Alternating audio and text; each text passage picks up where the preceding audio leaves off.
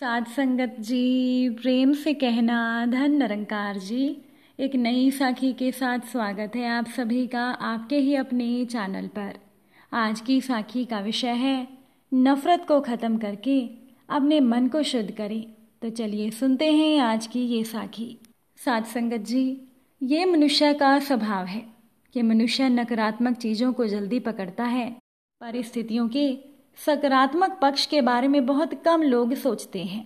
कोई भी स्थिति हो, हम सबसे पहले दूसरों की कमियां ढूंढते हैं, उनकी गलतियां तलाश करते हैं और फिर बिना सोचे समझे लग जाते हैं उन पर आरोप और इल्ज़ाम लगाने में। किसी से कोई गलत काम हो गया, किसी से कोई गलती हो गई, किसी ने अगर हमारे अनुसार काम नहीं किया, कोई हमारी उम्मीदों पर खरा नहीं उतरा, तो बस हम आरोपों का सिलसिला शुरू कर देते हैं।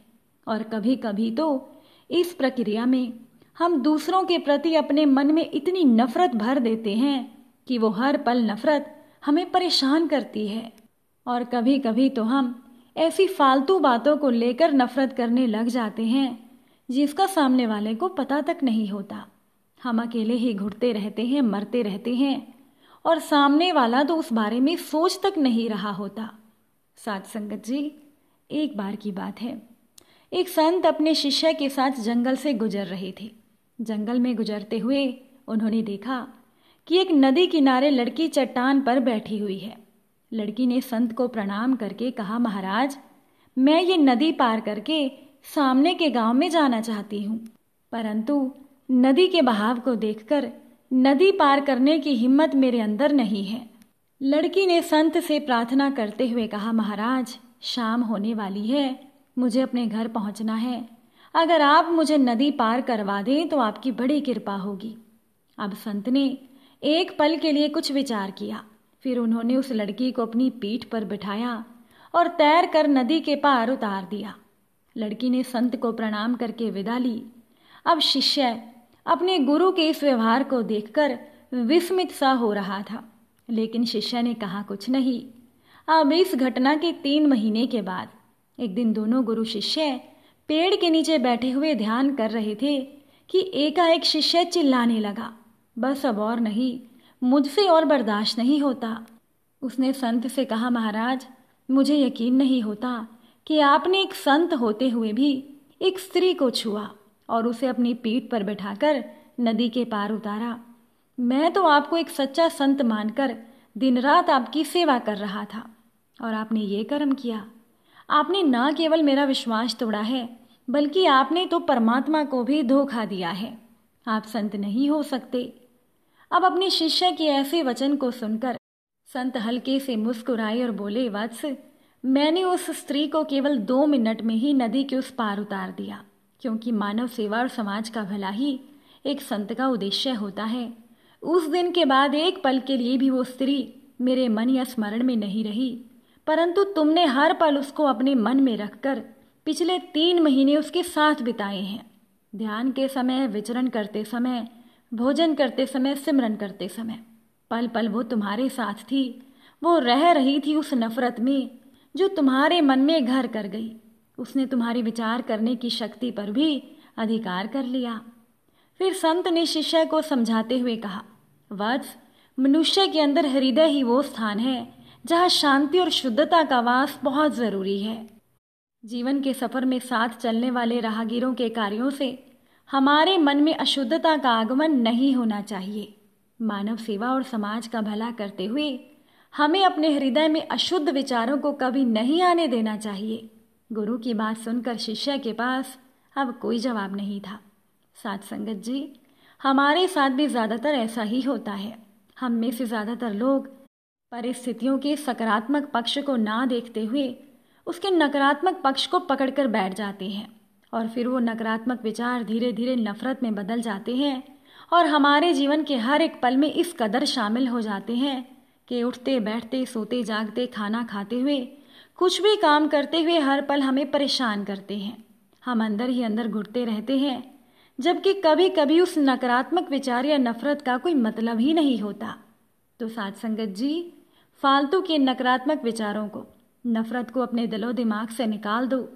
परिस्थितियों के सकारात्मक पक्ष को देखते हुए सभी पहलुओं पर विचार करो और सकारात्मक विचारों से अपने मन को शुद्ध करो और समाज का भला करते हुए अपनी जिंदगी को बेहतर बनाने का प्रयास करो।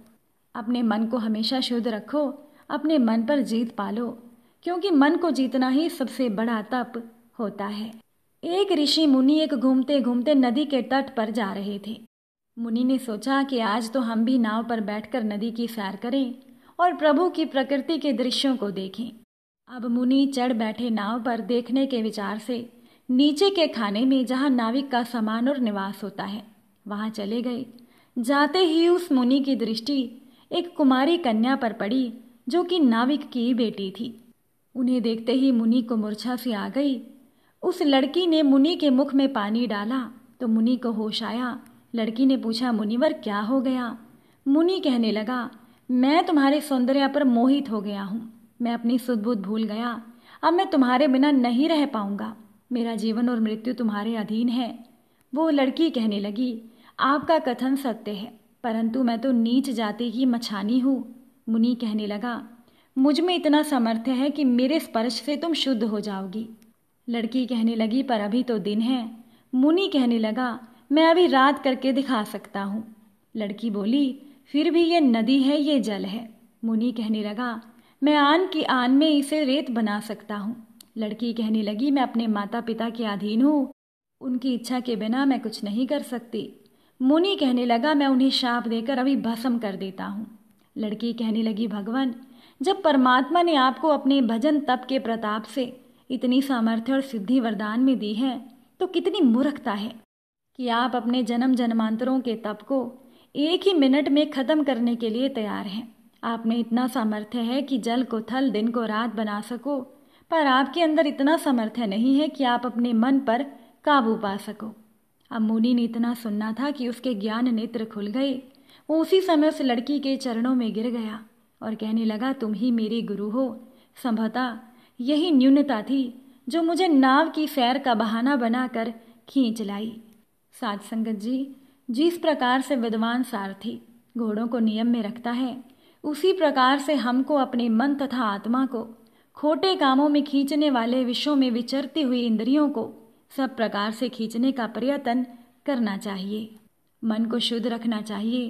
तीर्थ यात्रा या तीर्थ स्थान से नहीं, मन की शुद्धि से ही सच्चा पुण्य मिलता है। महाभारत के समय की बात है। महाभारत में हुए नरसंहार से दुखी और पाप बोध से त्रस्त पांडव तीर्थ यात्रा पर निकल गए। सबसे पहले वो महर्षि व्यास का आशीर्वाद लेने के लिए उनके आश्रम पर गए। व्यास जी ने खुश होते हुए पांडवों को सफलता का आशीर्वाद दिया। साथ ही उन्हें अपना तूंबा थमाते हुए बोले, तुम लोग जिस भी तीर्थ में जाओगे, इस तूंबे को तीर्थ स्थान कराना और जिस देवालय का दर्शन करो, इसे भी कराना। और जब तुम तीर्थ यात्रा से वापस लौटो तो मेरा तूंबा मुझे लौटा देना। पांडवों ने ऐसा ही किया। वो वर्षों तक तीर्थ यात्रा करते रहे और लौटने पर उन्होंने व्यास जी के आश्रम में जाकर उनका तूंबा उन्हें लौटा दिया। व्यास जी ने पांडवों को देखा तो वो बड़े खुश हुए। उन्होंने तूंबे को तोड़ा और उसका एक एक टुकड़ा पांडवों को खाने के लिए दे दिया। व्यास जी ने पांडवों से कहा, इतने तीर्थों में स्नान से ये तूंबा तो विशेष स्वाद वाला बन गया होगा। तूंबा पुराना था और कड़वा भी। पांडवों ने जब उसे चखा तो वो उनके जीभ और स्वाद को अप्रिय लगा और उनके गले से नीचे नहीं उतरा और पांडव तूंबे के टुकड़े को इधर उधर थूकने लगे। तब व्यास जी ने उन्हें समझाया कि तूंबे की तरह शरीर को तीर्थ यात्रा कराने से लाभ नहीं मिलता। परिवर्तन स्थान का नहीं, मन का होना चाहिए। पाप के बदले पुण्य कर्म करने की योजना बनाओ, इसी से खेद और गलानी मिटेगी। साध संगत जी, अगर आज की ये साखी आपको अच्छी लगी हो तो वीडियो को लाइक और शेयर ज़रूर कीजिएगा। आप सभी से फिर मुलाकात होगी नई साखी और नए विचारों के साथ। साध संगत जी, प्यार से कहना, धन निरंकार जी।